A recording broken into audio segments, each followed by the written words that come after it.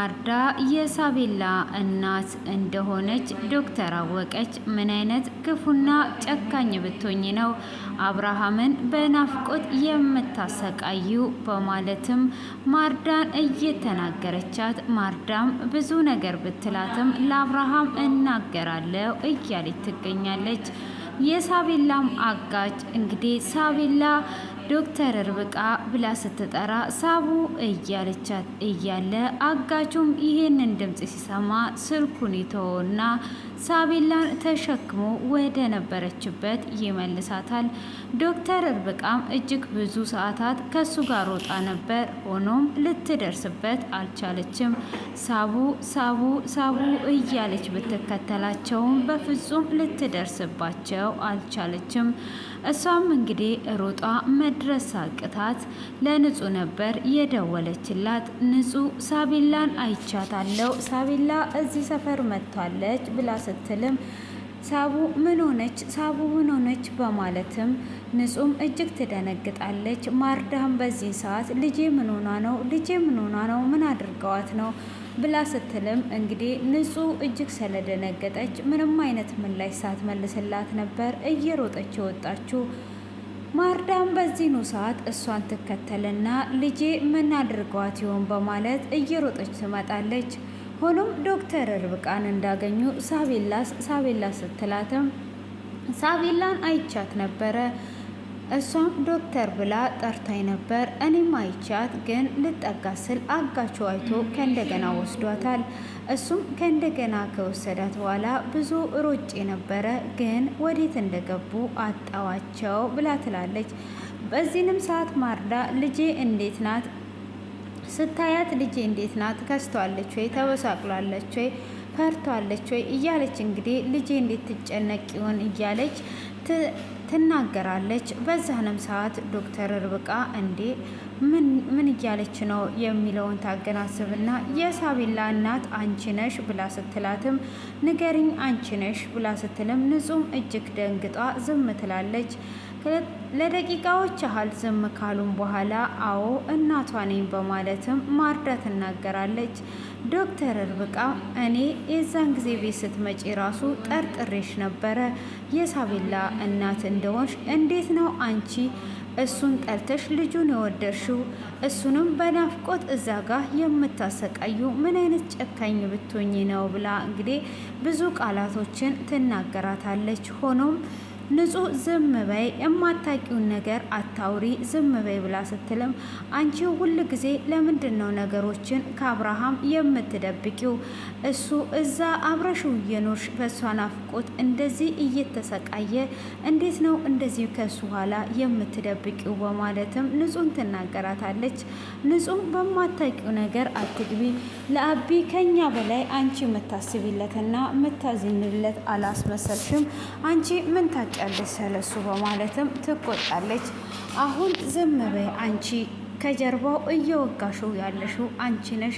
እውነት እዚሁ እያለሽ ልጁን እያየሽ እሱን ስትጠይ ብላ እንግዲህ ማርዳንም እጅግ በክፉ ቃላት ትናገራታለች።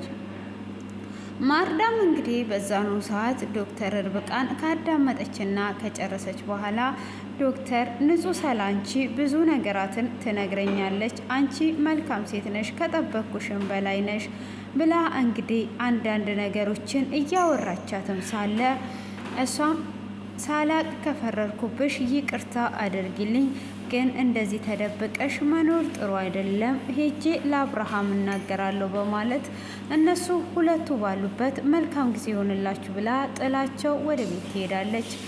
እንግዲህ ላሜ ቦራና ጉራ በባለፈው ሰውየውን እንግዲህ ጉራ ብር ተደራድሮ ፈቶት ነበር። እንግዲህ ከፈታውን በኋላ አናቱን ሁለት ቦታ ተርክኮ አልጋ ላይ አስተኝቶት ነበር። አመታት ስለሚችል እንዳይጎዳ ሲል አልጋ ላይ ነበር የጣለው። እንግዲህ እሱም ከተፈታ በኋላ ቁልጭም ከመጣ በኋላ እንግዲህ ቁልጭንም መቶት ጉራ ደግሞ ከተኛበት ሲነቃ ሼባውን ከኋላ በኩል ሲመታ እሱ እንግዲህ አመታት ስለማይችል መሬት ላይ ነበር እየዘረጋው። ሆኖም እንግዲህ ላሜ ማን የፈታው? ማን ነው የፈታው? እንዴትስ ይሄ ሰውዬ ሊፈታ ቻለ? ማን የፈታው ብሎ ይላል። እሱም እኔ አልፈታሁትም፣ እኔ እንዴት እፈታዋለሁ ብሎ ሲልም ከአንተና ከሱ ውጭ የለም፣ ማን እንደፈታው ማወቅ እፈልጋለሁ። እንዴትስ ተፈታ? እኔ ራሴ ነኝ ያሰርነው፣ ጠበቅ አድርገን ነበር ያሰርነው በማለትም ሲል በዚህኑ ሰዓት እሱ እኮ እያወራ እየመሰለ ይሄ ሽማግሌ እየፈታ ነበር ብሎ ይለዋል። እንዴትስ አድርጎ ሊፈታ ቻለ? ማን ነው ሲፈታው ብሎ እንግዲህ ሽማግሌውም እንደዚህና እንደዚህ ጉንጩን እያጣማሁ ያሳያችሁ ነው። እንዲያው ለካ ቪዲዮ ያለው መስሎኝ እኮ ነው። እሺ ተመልሰናል። እና እሱም ወዲና ወደዛ እያለ ይናገረዋል ማለት ነው። ከዛን እንግዲህ መቼም ከኔና ከሱ ውጪ ማንም ሰው የለም ብሎ ይላል። እኔ ቀጥታ ነው የጠየኩ፣ አንተ ሽማግሌ ትናገራለህ ብሎ ሲልም ጉራም እንግዲህ ይሄ ሰውዬ ዝም ማለት አልቻለም። እኔ እንዴት እፈታዋለሁ ብሎ ይመታዋል። አሀ ያራዳ ልጅ እኮ ነህ እንዳልናገር ነው አይደል የምትመታኝ ብሎ ሲለውም አፍህን ይዘህ ቁጭ በል በማለትም ይናገረዋል። ሆኖም ከመናገር አልፎም ሲደበድበው ዝም ሊለ አልቻለም። ይሄ ሰውዬ ዝም ብሎ ስለሚያወራ እንደውም ያንን ፕላስተር አምጣና ድምፁን መስማት አልፈልግም፣ ፕላስተሩን ላምጣና አፉን ላሽገው በማለትም ፕላስተሩን ይፈልጋል። ፕላስተሩንም ሲፈልግ ቁልጭ ይዞት ነበረ። ሆኖም እዚህ ጋር የነበረው ፕላስተር ሲል ይኸው እኔ ጋ ነው ያለው ብሎ ይለዋል። ካዲያ አንተ ጋር እያለ ለምን ዝም አልክ ብሎ ሲለው እኔ ዝም ያልኩት ማድረግህን ስለማልፈልግ ነው፣ እንዲናገር ነው የምፈልገው ማን እንደፈታ ብሎ ሲለውም እሱ ካዲያ ቢነግርህ ታምነዋለህ ወይ?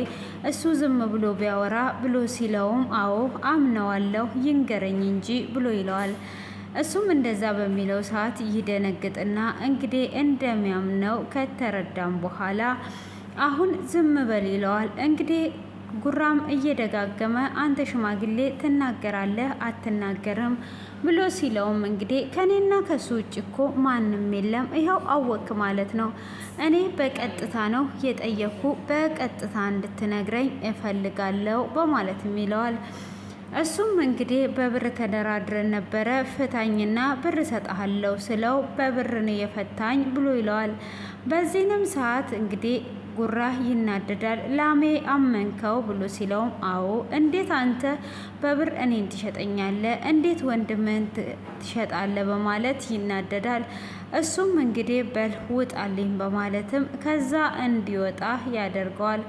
ሆኖም እንግዲህ ሲፎክርም ሴት ወንድ ኮንክ በፊት ለፊት ና ቢለውም እንግዲህ የዛን ቀን በፊት ለፊት እንደመታው እየነገረው ይገኛል ማለት ነው። ሆኖም እንግዲህ ዲና በባለፈው ላይ እየተጨነቀች ነበረ የተጠናቀቀው ማለት ነው። እንግዲህ ልጁ ሳቤላን ይዞ እየመጣ ስለነበረ እያለች ምጥ ይዟት ነበረ። እንግዲህ ብሩ አመለጠኝ ብላ ማለት ነው። ሆኖም እንግዲህ ባርኮ በአዲስ ስልክ በመደወልና አንዲት ሴት ልጁን ስላገተበት ግራ ገብቶት ነበረ የተጠናቀቀው። እንደምናውቀው እንግዲህ እሱም ለልጁ ስል ሳቤላን ወደ ቤት ይዟት ይመለሳል ማለት ነው። ዶክተር ርብቃን ብትሮጥም ባትደርስበትም እንግዲህ ባርኮን ለዲና ይደውልላታል። እሷም እንግዲህ ትወጣና ታናግረዋለች። ምንድን ነው እሱ አሁን በዚህ ሰዓት ለምን ደወልክ? በጣም እኮ ጭንቀት ውስጥ ነን እያለች እንግዲህ እያወራችውም ሳለ እሱም እንደዛ በምታወራው ሰዓት ካዲያ ምንድን ነው አሁን እኮ አስተካከልኩልሽ፣ ልጅቷን እኮ ይዞ መጥቶ ነበር ብሎ ይላታል። እውነትህን ነው፣ ይሄ የማይረባ እንደሚክደኝ እኮ አውቄ ነበር ይሄ ካዲ ብላ ስትልም አሁን ሁሉን ነገር አስተካክያለሁ ብሎ ይላታል። የኔ ምንድን ነው ያለችው? የኔ ቆንጆ፣ የኔ ፍቅር፣ የኔ ማርማራታ፣ የኔ ቾኮሌት ብላ አንተን እኮ እንደዚህ ነው የምወድ፣ የኔ ብርሃን፣ የኔ ትንፋሽ፣ የኔ መንቀሳቀሻ ትለዋለች። ከዛም በኋላ እንግዲህ እንዴት አድርገ ነው ግን እንዲያረከው ብላ አንድ ሴት ልጅ እንዳለችው ረሳሽ? እሷን ሴት ልጅ በሰው አሳግቼ ያንን ቪዲዮ ልኬለት መልሷታል ብሎ ይላታል። እሷም መልሷታል እንግዲህ ማንም አላያትም ወይ ብላ ስትጠይቀው ማንም አላየም ብላ ትላለች። ሆኖም እንግዲህ ዶክተር ርብቃ ማየቷን የሚያውቁት ነገር የለም። በይ አሁን አንቺ እዛ ያለውን ነገሮች አስተካኪ፣ ዛሬ ደግሞ ምንም ነገር አልሰማሽም፣ ዛሬ አብረን ነው የምናድረው ብሎ ይላታል። እሷም በፍጹም ይሄ ነገር አይሆንም፣ አሁን ያለንበትን ሁኔታ አታውቅም ወይ? እንዴት ሆኜ ነው እሱን ትቼ አንተ ጋር የማድረው? በዚህ በጭንቀት ውስጥ እያለ ይሄን ትልቅ ነገር ሰርተን በትንሽ ነገር አታበላሸው እንጂ ሕፃን ትሆናለህ ወይ ብላ ስትልም ምንም አይነት ምክንያት መስማት አልፈልግም ብሎ ይላታል። እሷም እንግዲህ እንደዛ እያላት እያለ ባርኮ ምን እየሆንክ ነው ያለኸው? አንተ ሕፃን ነው እንዴ የሚያጫውት? እንደ ሕፃን ጅል አትሁን እንጂ ትለዋለች። እንደውም ሕፃን ይሻላል እንጂ ከህፃን በላይ ጅል እየሆናችሁ ነው እና ትላዋለች። ከዛን እንግዲህ እንደዛ በምትለው ሰዓት አብርሃምም እንግዲህ ግራ ገብቶት ተጨንቆ ነበረ። ከቤት ወደ በረንዳ እየወጣ እያለ እሷ የባርኮን ስም እየሰማች ስታወራ ይሰማል። ባርኮ ስቴ ነው እየሰማሁት። ባርኮ ከእስር ቤት ተፈታ ወይ ሲላት በአንድ ጊዜ ላበላብ ሆኗ ሰውነቷ ሲንቀጠቀጥ ነበረ። እንግዲህ ባሏ ስለሆነ ማለት ነው። ለተወሰነ ደቂቃ ዝም ስትለው ደግሞ ይጠይቃታል። ምን ነው እኔ ባርኮን በመፈታቱ ደስተኛ የማልሆን መስሎች ነው ወይ? ለምንድን ነው እስከ እኔ እየደበቅሹ? ከኔ ኋላ ምን ሴራ እየጠነሰሽ ነው ያለሽው? ስልክም ሲደወልልሽ እኮ ወጥቼ ላውራ ነው ያልሽው እንጂ ባርኮን ነው አላልሽም። ስለዚህ ከኋላዬ ምን እየጠነሰሳችሁ ነው ያላችሁት ብሎ ይላታል። ምን እንጠነስሳለን? ምንም ነገር የለም ብላ ትለዋለች።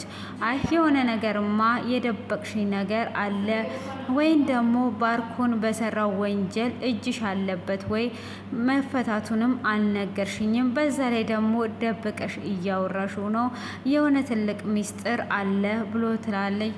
ወንድሜ በፍጹም ወንጀል አልሰራም በማለት ትናገረዋለች። ካዲያ ወንጀል ሳይሰራ ነው ወይ የታሰረው ይህንን ሰዓት? ስለዚህ የወንጀሉ ተባባሪ አንቺ ራስሽ ሳትሆኚ አትቀርም ብሎ ሲላትም ወንድሜ በፍጹም ምንም አይነት ወንጀል አይሰራም፣ እኔ አውቃለሁ፣ ሁላችንም የራሳችንን ነው የምናውቀው ብሎ ቢመልስላትም እኔ የእሱን አውቃለሁ ወንድሜ ንጹህ ነው ትላለች።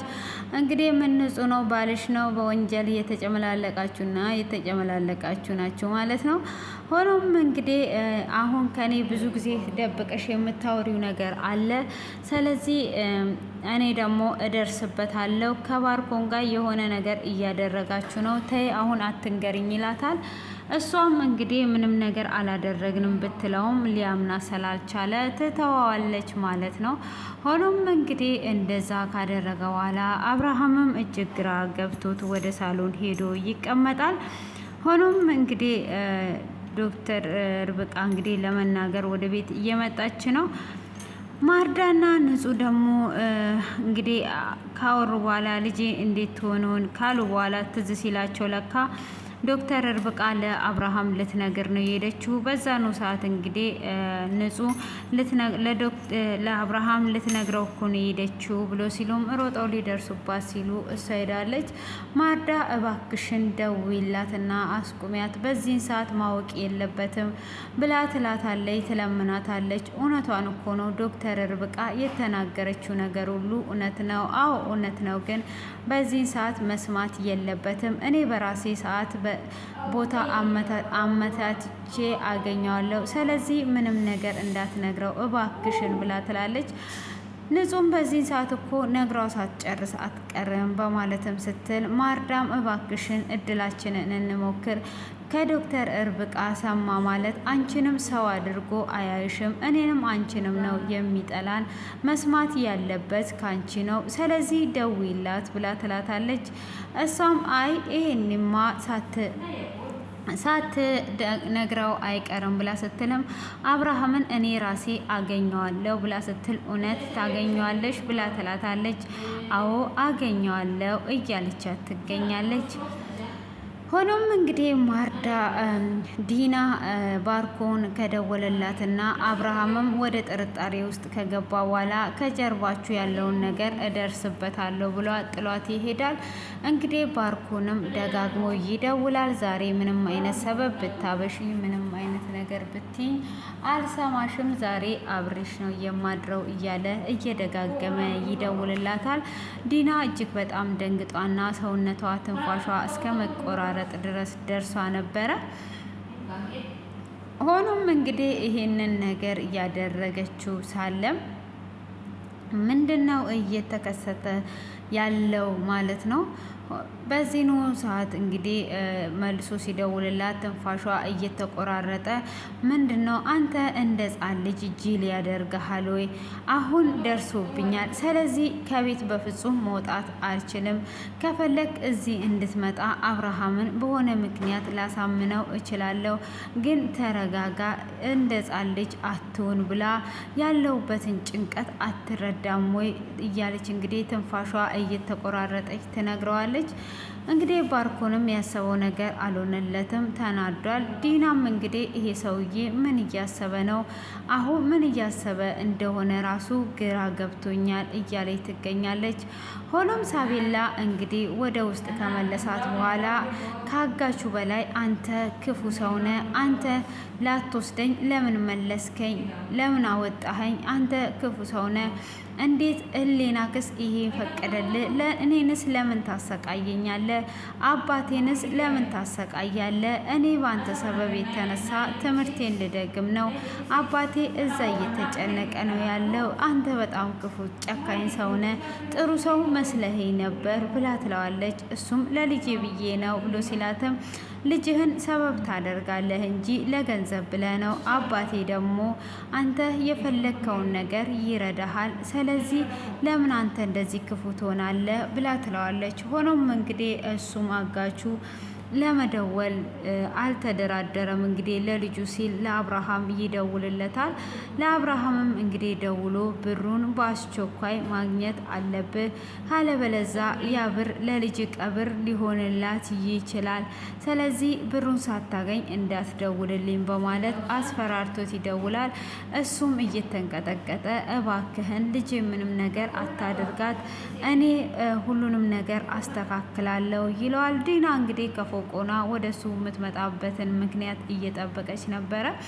እሱም ስልክ ከደወለለት በኋላ ወደ እሱ ትመጣና አባቴ እባክን አትጨነቅ፣ ልጃችን ምንም አትሆንም። እኔ እኮ ያልነገርኩ በዚህ አይነት ስሜት ውስጥ ሆነ እንዴት እነግርሃለሁ? እራሱ ባርኮ ደግሞ በአካል አግኝቼ ላጠፋሁት ነገር ሁሉ ይቅርታ እጠይቀዋለሁ። አትንገሪ ስላለኝ እኮ ነው የኔ አባት ብሏ ትለዋለች።